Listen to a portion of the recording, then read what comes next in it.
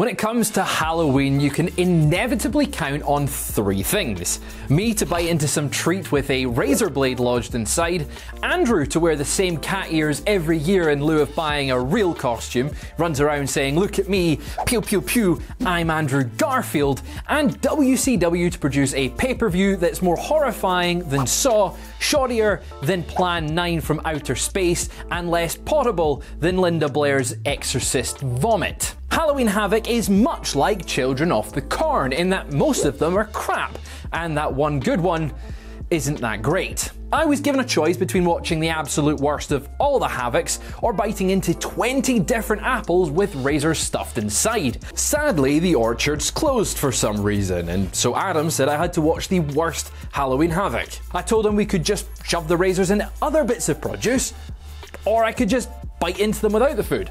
Alas, Adam said we couldn't make that into a video, at least not one that we could monetize, and well, he's got 3 payments left on the new Whirlpool. So instead, here's a show that puts the scary in. It's scary that a show like this even got made. The 2000 WCW Halloween Havoc is one of the worst shows ever.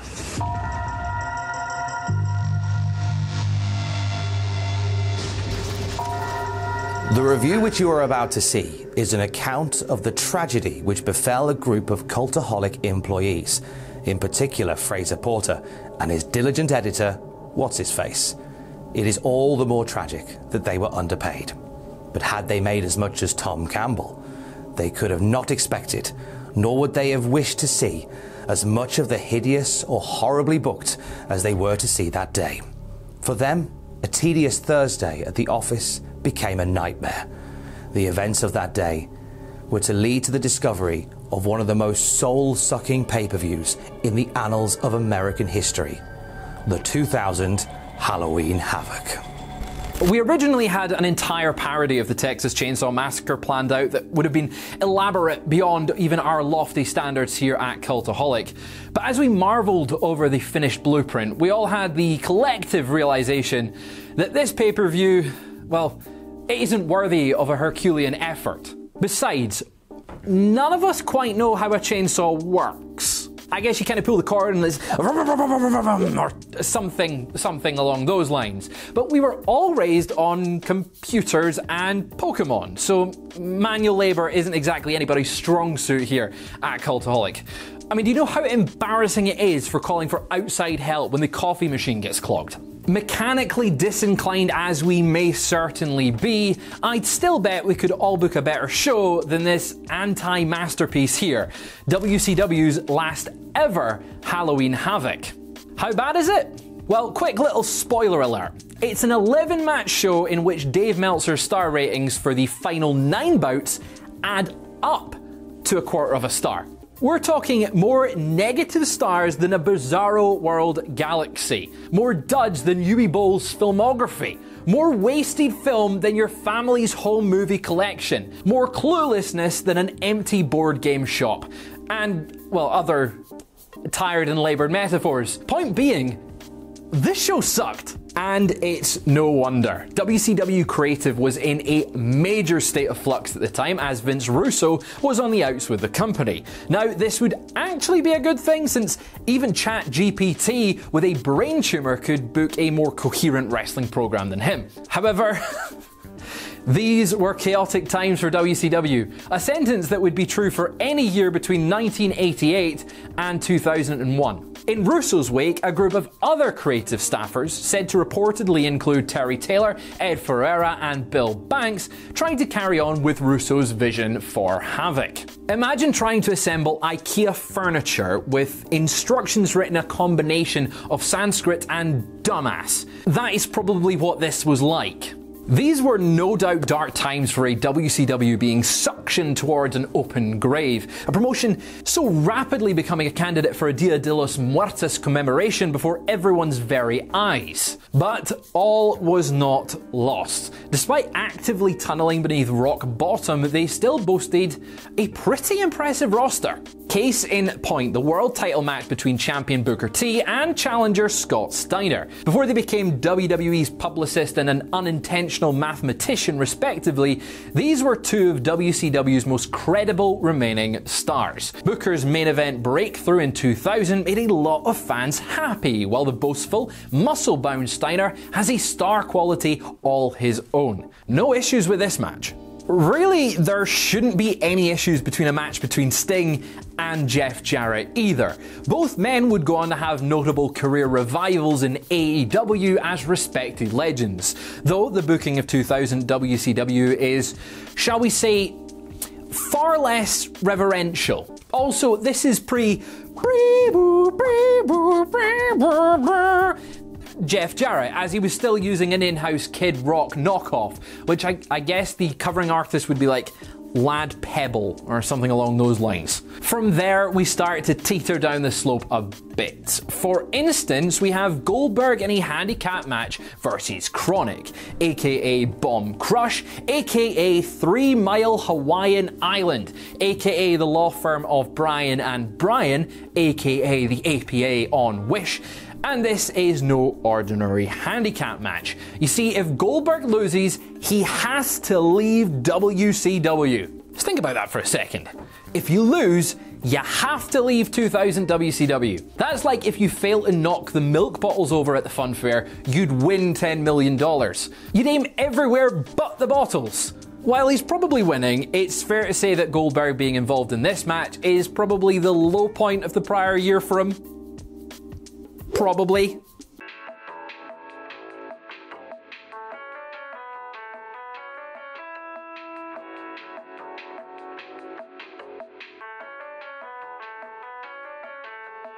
Actually, it might not even be top 5. Speaking of handicap matches, US champion Lance Storm, who by the way hates the US, is teaming with Hacksaw Jim Duggan, who has defected to Canada and also hates the US, to face General Rection, who hates having a reasonable name. If you don't know, Rection is better known as Hugh Morris, or Bill DeMott, or the guy who used to run WWE Developmental before...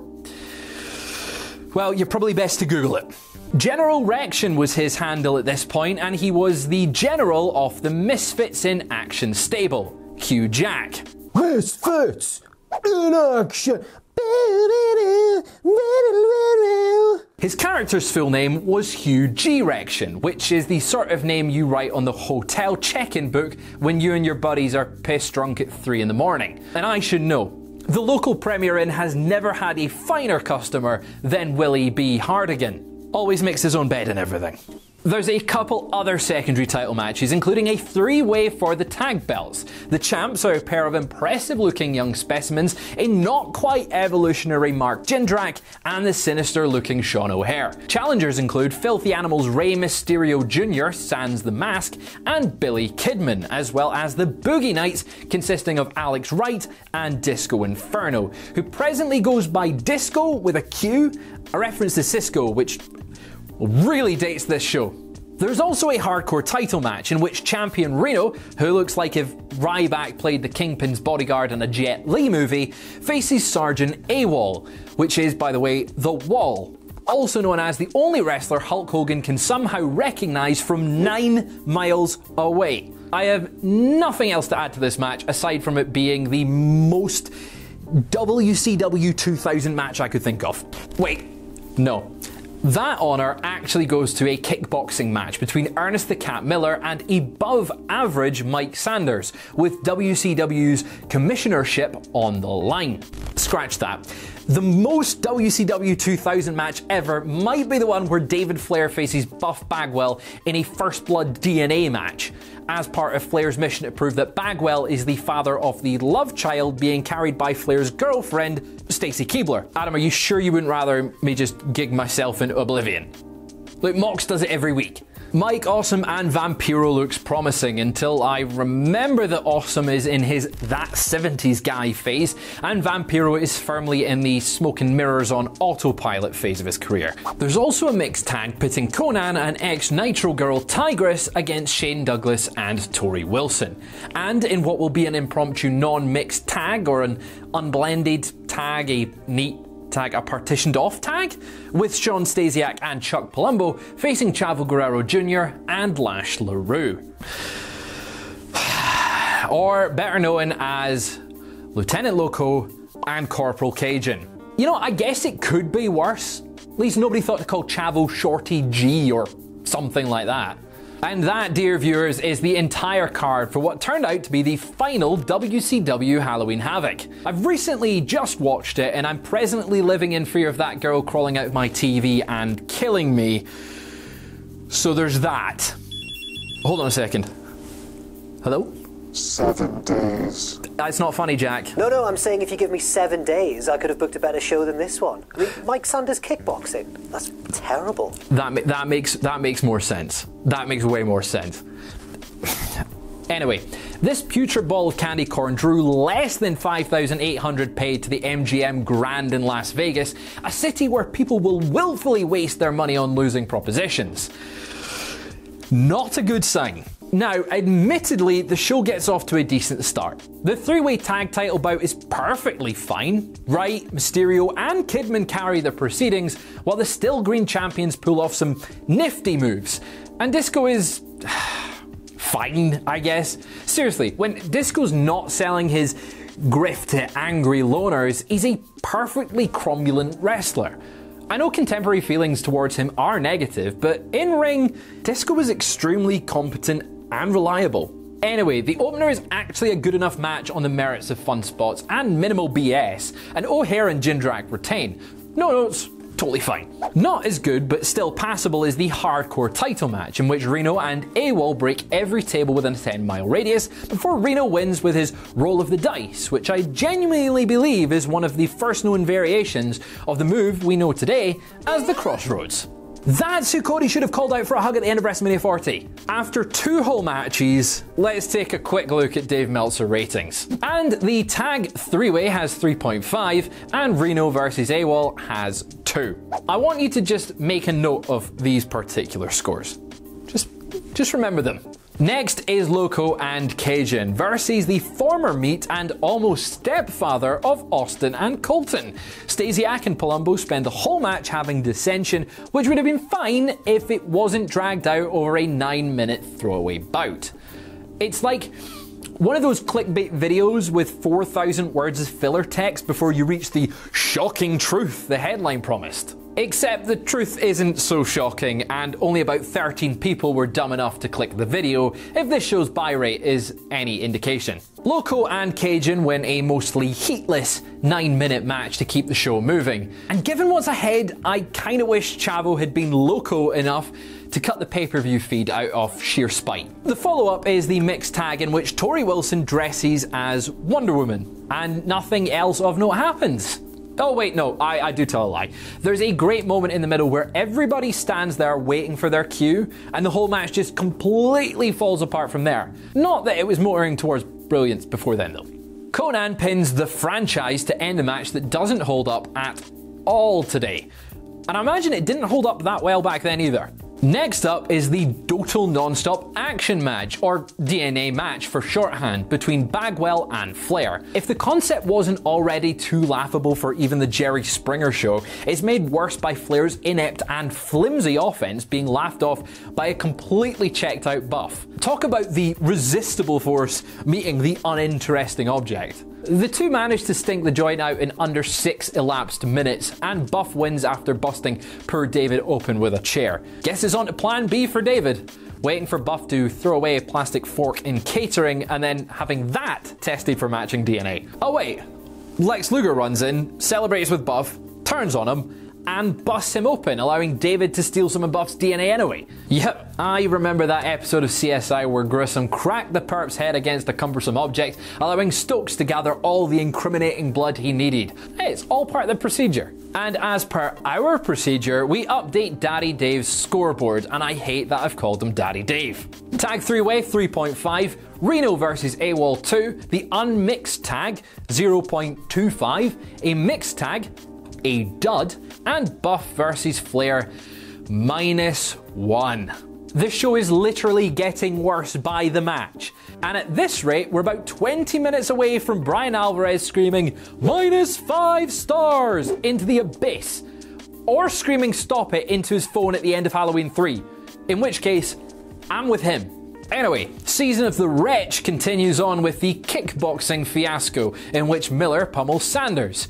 It was like the UFC version of Velasquez versus Lesnar, in that the consensus heel got slaughtered in a one-sided fashion, as well as the WWE version of Velasquez versus Lesnar, in that the strikes looked mostly crappy and nobody cared. Thankfully, no well-regarded babyfaces got fed to Sanders in 8 seconds to set up the latter. Resembling neither Kane vs Brock battle, however, was the finish, in which Miller gets knocked out via chain-related chicanery in the final round, and is seemingly saved by the bell after the world's slowest count, and then crawls outside to brawl with an interfering franchise, upon which he is then counted out. A man was counted out after the match ended. Continuing the 2019 WWE analogies, that's as bad as a DQ inside a Hell in a Cell for using a giant clown hammer. If only Sean Waltman were there to raise his hand and ask the obvious question. Speaking of questions, here's one. What would it take for Mike Awesome versus Vampiro to completely suck dingo ass? Well, the two menacing dudes started out well enough with some high impact spots, but the match completely fell apart thanks to a physical altercation involving a fan. Awesome and Vampiro were brawling through the crowd when a fan interjected and both guys began swinging out. From there, any momentum the match had just dissipated. It didn't help that Vampiro spent an extended period, possibly as long as the ill-fated kickboxing count, looking for something under the ring and never finding it. I'm serious, about half the match was Vampiro playing hide-and-seek with Danhausen. Vampiro never did find exactly what he was seeking, unless he was looking for a concussion. The concluding Awesome Bomb rocked Vampiro something fierce, bringing an end to the match that fell apart like a flaming dog poo bag someone left on my porch. I totally didn't try stomping it out. Nope, I am smarter than that. The US title match follows, and at this point I'm hoping for something competent, bland, run-of-the-mill, garden variety competence. Bore me to tears if you must, just don't set new standards for awful, please. Thankfully, Storm's great, DeMott's fine, and Duggan says ho! Eli Skipper, best known for performing a cage-top Hurricane Rana in TNA several years later, gets involved, but producing a good match on this show really is an uphill battle. Storm and Duggan just can't handle this huge erection. Oh, it's such a bad name. They lose. DeMott hits a crappy moonsault, America gets their secondary title back, and I hate this show, hate this company, I hate it. I absolutely hate it. A quick look at Meltzer's updated ratings. The tag 3-way gets a 3.5, Reno and AWOL get a 2, the unmixed tag gets a 0.25, the mixed tag is a dud, Buff and Flair gets a -1, the kickboxing match gets a -0.5, Awesome versus Vampiro gets a -2.5, and Rection versus Canada gets a dud. And I can tell you right now, I'd rather drink medical waste through a crazy straw than watching this show again. Watching the goop come up through the little loop would be way more entertaining, and the exact flavour would be a little bit more unpredictable. Sting and Jarrett is next, and you'd think, well, this couldn't possibly suck, right? I mean, both men were giving quality performances in their 50s and 60s. But no, they're merely hapless marionettes in the cursed production of here's a million Sting imposters for some odd reason. The match is constantly disrupted by Sting knockoffs from different eras, one of whom is Wildcat Chris Harris, the future Knock Knock Braden Walker, and the real Sting has to fend them off like glammed up Koopa Troopers. At this point, I was waiting for somebody to come out and yell, "The Aristocrats!" so that I can laugh ironically, but that's something that seems less and less likely to happen the further this show goes on. Oh, and Jarrett wins with a guitar shot. Whoever booked this match doesn't have any brains for Braden Walker to knock out of their skull. Booker and Steiner is the semi-main, and other than a cruddy DQ finish, there's really not a lot to complain about here. You could argue that Steiner kicked too much ass and made Booker look like a chump en route to the DQ loss, but that's really the least of this show's worries. At least one person on this card hasn't looked like a moron tonight, It's not even a win, but it's something. Goldberg versus Chronic finished, and it didn't even make it to 4 minutes. Goldberg wasted no time dismantling both Brians, both with an I and a Y, to send the crowd home happy or disturbed and perplexed. Or if they had a freebie ticket, demanding a refund. I know I would have. One last look at Meltzer's scoreboard, and here it is. The tag 3-way, 3.5. Reno versus AWOL, 2. The unmixed tag, 0.25. The mixed tag, a dud. Buff and Flair, -1. Kickboxing match, a -0.5. Awesome versus Vampiro, -2.5. Rection versus Canada, a dud. Jarrett versus Sting, 0.5. Booker versus Steiner, 2.5. Goldberg versus Chronic, 1. Can you really stick the landing if you dropped into an open sewer? It's one for you philosophers out there. Let us know in the comments below. Harsh criticism for the event was sweeping. Observer readers voted it the worst major show for the year 2000. As of 2024, users of the Cage Match database rated it a 2.07 out of a possible 10, with 7 out of every 8 respondents grading it a 3 or less. And the individual match ratings? WCW 2000 is infamous for a reason, and perhaps no singular event outside the political quagmire that was Bash at the Beach spotlights that earned reputation quite like Halloween Havoc. For a holiday that's supposed to be thrilling, enchanting, quaint and fun, the 2000 Havoc mercilessly squeezed all the joy out of the day, like Jason Voorhees flattening some poor bastard's skull right between his hands. But I have learned my lesson. From now on, no ruining Halloween with crappy WCW events. I think I'm just going to stick to simple traditions of the day. Some good old-fashioned Halloween fun can't hurt me.